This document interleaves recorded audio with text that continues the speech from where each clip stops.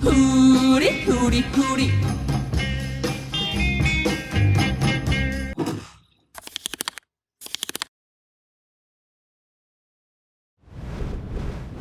So hello and welcome to the Andre Show.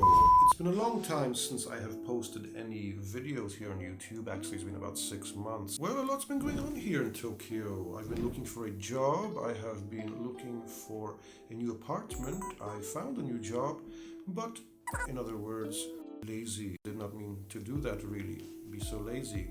You may have noticed that there hasn't been any fixed logic or format to the way that the shows have been run for the past while, but I do apologize, and from now on I will be posting at least one video each week on a Friday. I'm sure you will be very, very excited. Enjoy it. But the next set of shows, of which I hope there will be many indeed, will really be a retrospective of what I've been doing here in Tokyo for the past 2 years. So there you go. You will find a vast quantity of useful knowledge if you are either planning on coming to Japan in the near future, are here in Japan already, or maybe you just want to watch something that little bit more infectious to your ethereal senses. I don't know, but keep watching, you might like what you see. So I had said that I would be looking at some of Tokyo's more non-tourist attractions, but then subsequently put up a Festival of the Penis and Cat Cafe video just like anyone else on YouTube would. Apologies, not too consistent nor pragmatic really, but it has to be done sometimes, doesn't it? Really, yes. So not that much of an alternative to what we usually see on YouTube Japan programs, but nonetheless, I'm sure it was of interest, and I certainly hope you enjoyed watching my experience. Anyway, we'll not be so lazy or altruistic in our endeavors here in Japan, Andre. Oh no.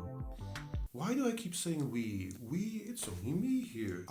You're the audience, my own cognitive network. You'll be telling me exactly what to do and when to do it. Okay, so why am I here in Japan and what have I been doing for the past 2 years? Well, because I know you're interested and you perhaps might want to speculate on some of the realities and marketing opportunities here in Japan. Yes, that's definitely what you want. Possibly, maybe not, I don't know. As I know, many of you who are thinking of coming to Japan will no doubt have seen the multitude of videos available on YouTube for perhaps planning your adventures. Should the inevitable arise, hope that these videos fulfill your expectations, but in one sense, and to many people, what we see on these YouTube videos of Japan might not be so harmonious with the truth or realities of Japan. Not that it's a bad thing, not that it's anything that you should be afraid of or feel that will be a disappointment to you, but really it's something else.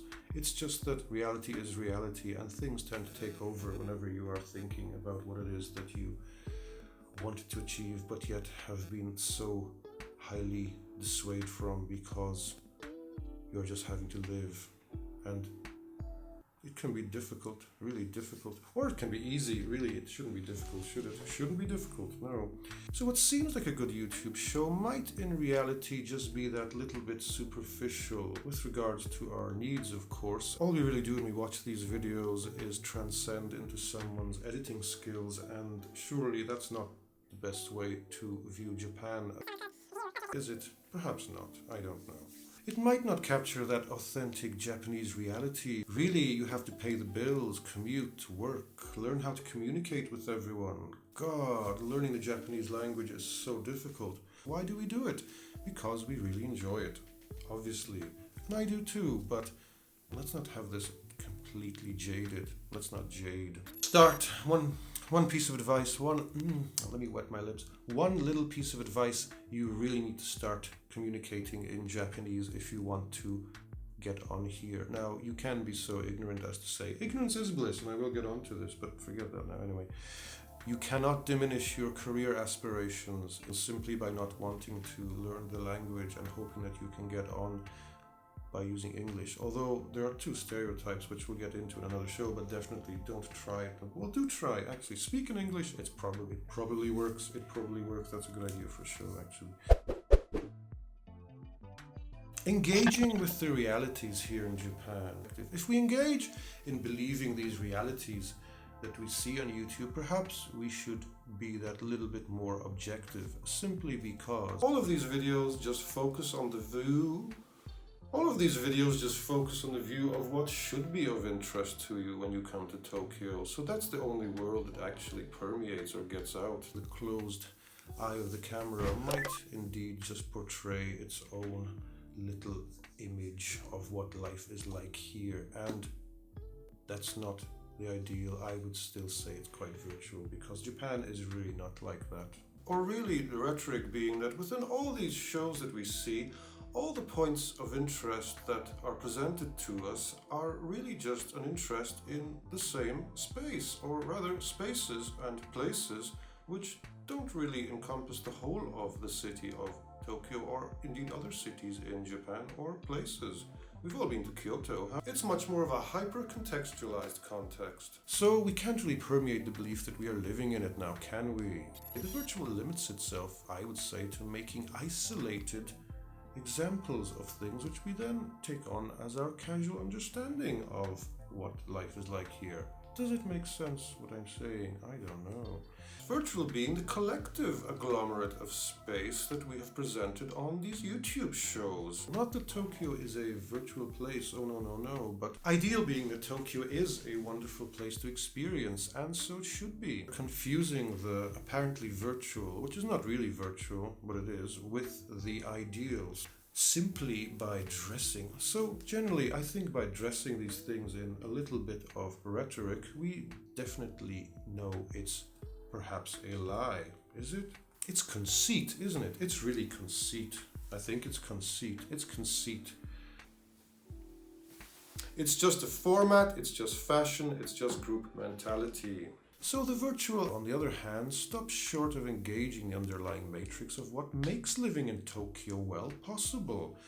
This virtual's ideal, I think, limits itself to making isolated conventional forms in conventional space, dressing these in rhetoric, which is really, it's a lie! And so our fantastic foreign marketed view of Japan is left unchanged, but in the real world of Japan, we can't really connect to it.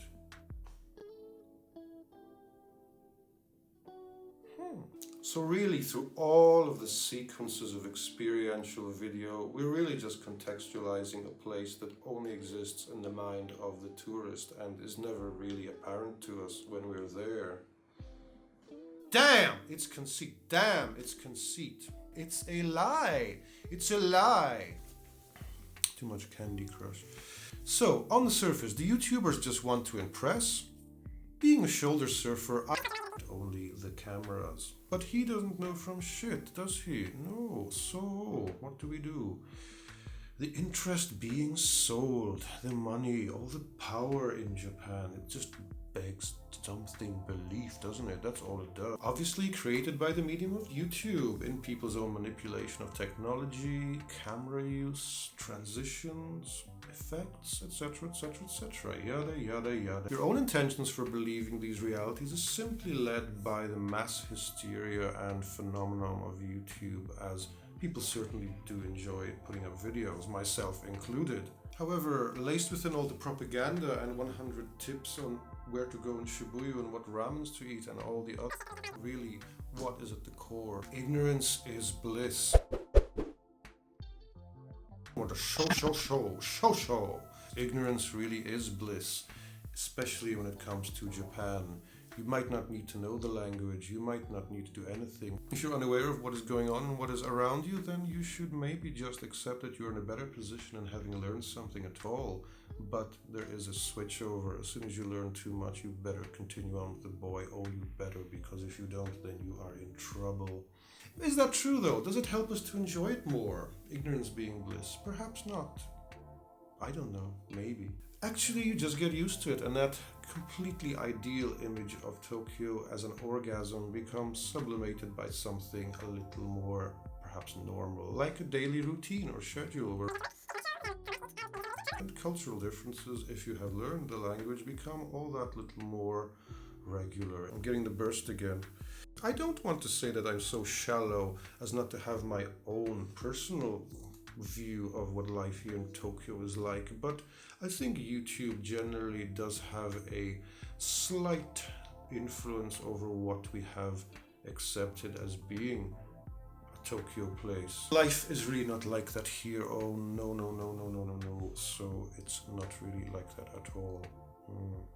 Has it all been just inertia driving this dream where upon arrival we find ourselves inseminated into a relapse of our own vision of the past and how that might have been transferred into a veritable environment for us to simply run free in?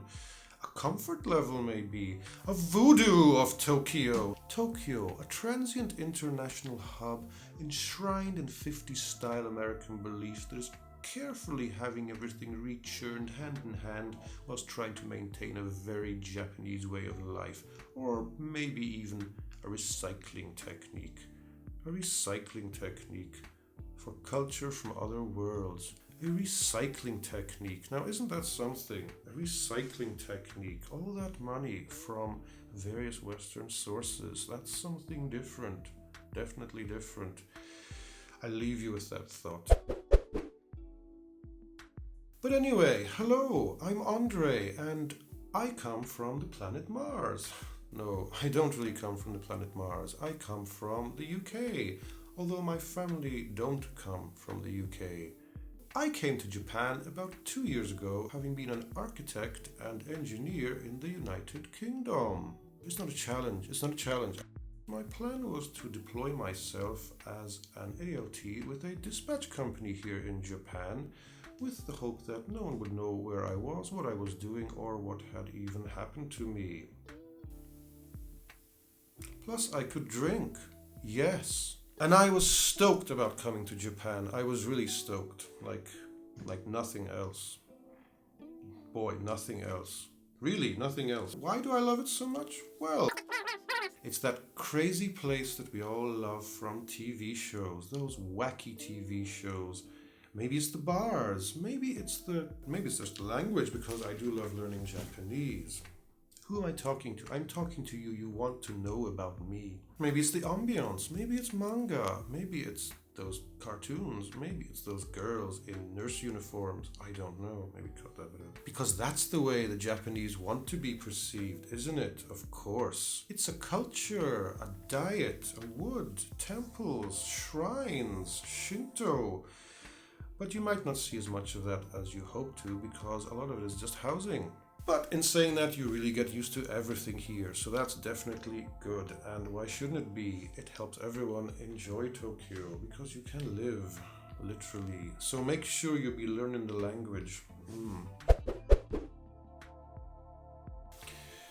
Now, about my dispatch company, I was really not too happy with my experience with this particular dispatch company, whose name I can't really mention.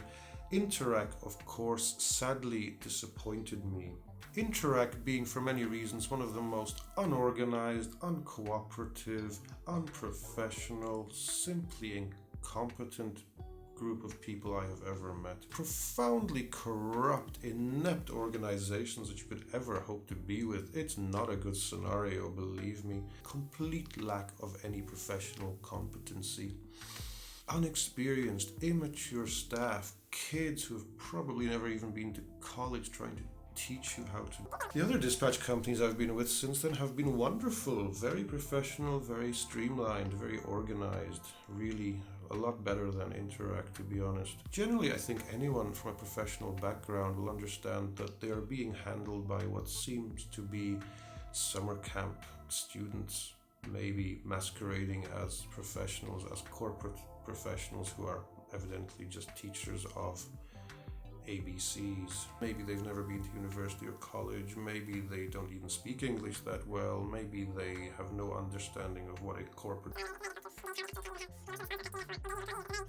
It's fucked, to be honest. So I really wouldn't be in a place to recommend them unless you are perhaps an inexperienced 22-year-old, naive, in need of hardship. But more on this in another series, the show after next one. Yes, that's it. Where you will undoubtedly find out about the harsh realities that you might face here in Japan, or those that you will have to avoid in order to have a very decent life here. Stoked if you can. So anyway, recklessly and without the knowledge that I have now, I decided to take this dispatch position, this ALT position for this dispatch company, and I went to the city of Morioka. Now, for those of you who don't know where Morioka is, or perhaps even have never heard of Morioka, it's located in the not northernmost, in North Japan, in the Iwate prefecture. Plausibly, if anyone is even interested, and I certainly hope that you are, then you will be amazed by the